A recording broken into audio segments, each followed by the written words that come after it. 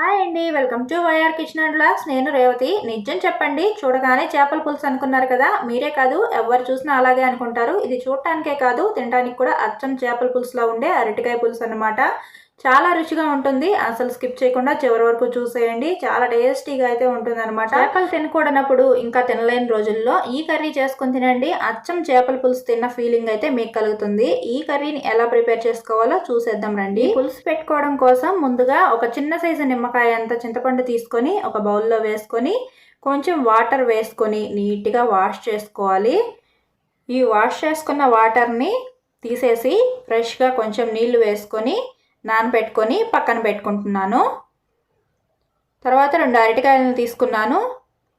ఈ అరటికాయలని పీల్ చేసుకుని ముక్కలు చేసుకుంటే నల్లగా పోతాయి కాబట్టి ఇవి వేసుకోవడానికి ముందే ఒక బౌల్లో వాటర్ తీసుకుంటున్నాను. ఈ వాటర్లో కొంచెం ఉప్పు కూడా వేసుకోండి. మీ దగ్గర నిమ్మకాయ ఉంటే ఒక చెక్క నిమ్మకాయ కూడా పిండుకోండి. నా దగ్గర నిమ్మకాయ లేదు, అందుకే నానబెట్టిన చింతపండులోంచి కొంచెం చింతపండు రసం అయితే ఈ వాటర్లో వేస్తున్నాను. ఇలా వేసుకుంటే అరటికాయలు నల్లగా అయిపోకుండా ఉంటాయి. తర్వాత అరటికాయలని నీట్గా ఇలా పీల్ చేసేసుకోవాలి. అరటికాయలని పీల్ చేసుకునేటప్పుడు తొక్క మొత్తం లాగేయకుండా కొంచెం గ్రీన్ కలర్ ఉండేలాగా వదిలేసి ఇలా వీడియోలో చూపిస్తున్నట్టుగా లైట్గా అయితే పీల్ చేసుకోవాలి. అప్పుడే పులుసులో వేసినప్పుడు మనం పెద్ద ముక్కల్లా వేస్తాం కాబట్టి ఇరిగిపోకుండా విడిపోకుండా ఉంటాయన్నమాట. ఇలా చూస్తున్నారు కదా, లైట్గా గ్రీన్ కలరు అలాగే ఉండిపోయేలాగా ఇలా లైట్గా అయితే పీల్ చేసుకోవాలి. ఫ్రెండ్స్, మన వీడియోస్ ఫస్ట్ టైం చూస్తున్న వాళ్ళు ఛానల్ని సబ్స్క్రైబ్ చేసుకోండి. ఇక్కడ దాకా వీడియో చూసిన వాళ్ళు ప్లీజ్ లైక్ చేయండి. ఇక్కడ చూడండి, మనం రెగ్యులర్గా అరటికాయని కట్ చేసుకునేటప్పుడు ఇలా మధ్యలో కట్ చేస్తాం కదా, కానీ ఇప్పుడు ఈ కూర కోసం అలా చేయకూడదు. ఇలా కొంచెం క్రాస్గా కట్ చేసుకోవాలన్నమాట. అందుకే నేను ఇప్పుడు మధ్యలో వేసేటప్పుడు కూడా ఇలా క్రాస్గా కట్ చేసి వేస్తున్నాను. ముక్కలు చేసుకునేటప్పుడు కూడా అలా క్రాస్గా కట్ చేసుకుంటే ముక్కలు ఇలా వెడల్పుగా పొడవుగా అయితే వస్తాయి అన్నమాట. సగానికి కట్ చేస్తే రౌండ్స్గా వస్తాయి. అలా కాకుండా కొంచెం క్రాస్గా మూలకిలాగా కట్ చేసుకుంటే ఇలా చేప ముక్కల్లాగా అయితే వస్తాయి అన్నమాట చూడటానికి. ఇప్పుడు ఈ పులుసు కోసం ఒక మసాలా పౌడర్ని అయితే ప్రిపేర్ చేసుకోవాలి. ఈ పౌడర్ ఈ కర్రీలో చాలా ఇంపార్టెంట్. ఈ పౌడర్ వేస్తేనే పులుసు అచ్చం చేపల పులుసు లాంటి ఫ్లేవర్ వస్తుందన్నమాట. ఇక్కడ ప్యాన్ పెట్టుకొని ఒక 4 ఎండుమిరపకాయలు, 1 స్పూన్ ధనియాలు వేసుకొని వేయించుకుంటున్నాను. ఇవి కాస్త దూరగా వేగిన తర్వాత ఇప్పుడు ఇందులో చిటికెడు మెంతులు అయితే వేస్తున్నాను. ఒక 1/2 స్పూన్ ఉంటాయన్నమాట. ఇందులోనే ఇప్పుడు కొంచెం జీలకర్ర కూడా వేసుకుంటున్నాను. ఈ జీలకర్ర కూడా వేసుకున్నాక ఒకసారి కలుపుకొని ఇవి కొంచెం వేగిన తర్వాత ఇందులో కొంచెం ఆవాలు వేసుకుంటున్నాను. ఒక 1/2 స్పూన్ ఆవాలు. ఎక్కువసేపు వేగక్కర్లేదు. చిటపట అనగానే ఇలా ఒక ప్లేట్లోకి వేసుకొని పక్కన పెట్టుకుంటే చల్లారిపోతాయి. తర్వాత మళ్ళీ అదే ప్యాన్ పొయ్యి మీద పెట్టుకొని ఒక 3-4 స్పూన్ల నూనె వేసుకోవాలి.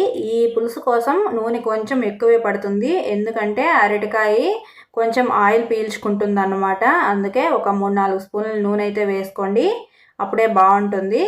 ఇక మనం వేయించుకున్న వాటన్నింటిలో ఒక 4-5 మిరియాల గింజలు కూడా వేసుకొని పక్కన పెట్టుకుంటున్నాను. ఆ వేడికి మిరియాలు కూడా వేడెక్కిపోతాయి అన్నమాట. ఆయిల్ కాగిన తర్వాత ఇందులో కాస్త ఆవాలు, జీలకర్ర, కొంచెం మినపప్పులు వేసుకుంటున్నాను. ఇవన్నీ బాగా కాగిపోయిన తర్వాత ఇందులో సన్నగా కట్ చేసి పెట్టుకున్న ఆనియన్ వేసుకుంటున్నాను. ఒక బిగ్ సైజ్ ఆనియన్ని కట్ చేసుకున్నాను. ఆనియన్ ముక్కలను కూడా ఇందులో వేసేసి మంచిగా గోల్డెన్ బ్రౌన్ కలర్ వచ్చే వరకు వేయించుకోవాలి. తర్వాత ఒక 2 పచ్చిమిరపకాయలను కూడా కట్ చేసుకొని వేసుకుంటున్నాను. ఇవన్నీ బాగా వేగాలన్నమాట. ఆనియన్స్ ఇలా బ్రౌన్ కలర్లో వచ్చేలాగా వేగితే పులుసు కన్సిస్టెన్సీ బాగా వస్తుంది, ఇంకా టేస్ట్ కూడా బాగుంటుంది. తర్వాత ఇందులో ఒక పెద్ద సైజు టమాటాని కట్ చేసుకొని వేసుకున్నాను. చిన్నవైతే 2 వేసుకోండి, బాగుంటుంది. ఈ టమాటాలన్నీ కూడా మగ్గే వరకు వేయించుకోవాలి. తర్వాత ఇందులో ఒక రెళ్ళ కరివేపాకు కూడా వేసుకొని కలుపుకోవాలి. ఇవన్నీ బాగా మగ్గిపోవాలన్నమాట. ఇవన్నీ బాగా మగ్గిన తర్వాత ఇందులో కర్రీకి సరిపడా ఉప్పు వేస్తున్నాను. తర్వాత ఒక 2 స్పూన్ల కారం కూడా వేస్తున్నాను. కారం మీరు ఎంత తినగలుగుతారో మీ టేస్ట్కి తగినంత వేసుకోవచ్చు. తర్వాత కొంచెం పసుపు, కొంచెం ఇంగువ వేస్తున్నాను. ఇంగువ చాలా ఇంపార్టెంట్, కర్రీస్లో తప్పకుండా యూస్ చేసుకోండి. గ్యాస్ ఫామ్ అవ్వకుండా ఉంటుంది, ఇంకా డైజెషన్ కూడా బాగుంటుంది అన్నమాట. ఇవన్నీ వేసాక బాగా మగ్గించుకోవాలి. ఇవన్నీ పోపులోనే బాగా వేగిపోవాలన్నమాట. మాడిపోకుండా మీడియం ఫ్లేమ్లో పెట్టుకొని వేయించుకోవాలి. తర్వాత కట్ చేసుకున్న అరటికాయ ముక్కలన్నింటినీ ఈ టమాటా ఆనియన్ మిక్చర్లో వేసుకొని మంచిగా కలుపుకోవాలి. అప్పుడే అరటికాయ చప్పగా ఉంటుంది కాబట్టి ఈ ఉప్పు కారం ఇవన్నీ మంచిగా పట్టుకొని అరటికాయ ముక్కలు బాగా రుచిగా అయితే తయారవుతాయి అన్నమాట. చప్పగా లేకుండా పులుసులో చాలా టేస్టీగా అయితే ఉంటాయి. ఈ మసాలా మొత్తము అరటికాయ ముక్కలకి మొత్తం పట్టుకోవాలి. బాగా ఉప్పు కారం మొత్తం పట్టుకోవాలి. ఇలా కలుపుకుంటూ సిమ్లో పెట్టుకొని కానీ లేదంటే మీడియం ఫ్లేమ్లో పెట్టుకొని కానీ ఒక 2-3 నిమిషాల పాటు బాగా మగ్గించుకోవాలి. అప్పుడే అరటికాయ ముక్కలు చప్పగా లేకుండా ఉప్పు కారం పీల్చుకొని బాగుంటాయి. ఇలా బాగా మగ్గిపోయిన తర్వాత ఇప్పుడు ఇందులో మనం నానబెట్టుకున్న చింతపండు మొత్తాన్ని గుజ్జు తీసుకొని ఇలా వేసుకోవాలి. ఈ చింతపండు నేను చూపించిన చింతపండు ఈ 2 అరటికాయలకి కరెక్ట్గా సరిపోయింది.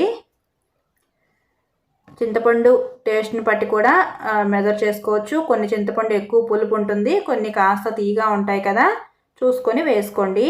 ఇలా వేసుకున్న తర్వాత ముక్కలన్నీ మునిగేలా పెట్టుకొని మూత పెట్టుకొని మీడియం ఫ్లేమ్లో ఒక 10 నిమిషాలు ఉడికించుకుంటే సరిపోతుంది. ఇలా మంచిగా ఆయిల్ పైకి తేలే వరకు ఉడికించుకోవాలన్నమాట. ఎక్కువ కలపకుండా ఉంటేనే బాగుంటుంది. ఎందుకంటే అరటికాయ ముక్కలు పెద్దవిగా చేసాము, ఇంకా మెత్తగా ఉంటాయి కాబట్టి విరిగిపోయే ఛాన్స్ ఉంటుంది. తర్వాత స్టవ్ ఆపేసుకొని ఇలా ఒక బౌల్లోకి ట్రాన్స్ఫర్ చేసేసుకొని సర్వ్ చేసుకుంటే టేస్టీ అరటికాయ పులుసు అయితే రెడీ అయిపోయింది. చూడండి, చూస్తుంటే సేమ్ చేపల పులుసు లాగే ఉంది కదా, టేస్ట్ కూడా అచ్చం చేపల పులుసు లాగే ఉంటుంది. స్మెల్ అయితే గుమ్మగుమ్మలాడిపోతుంది. ఇలా అన్నంలోకి సర్వ్ చేసుకుంటే చాలా రుచిగా ఉంటుంది. దోశల్లో కానీ ఇడ్లీల్లో కానీ కూడా చాలా బాగుంటుంది అన్నమాట. చూస్తున్నారు కదా, ముక్కలు ఎక్కడా విరిగిపోకుండా ఎంత పర్ఫెక్ట్గా కుక్ అయిందో, చాలా బాగుంటుంది. ట్రై చేయండి. వీడియో నచ్చితే లైక్ చేయండి, సబ్స్క్రైబ్ కూడా చేసుకోండి. మరో మంచి వీడియోతో మళ్ళీ కలుద్దాం. Bye friends.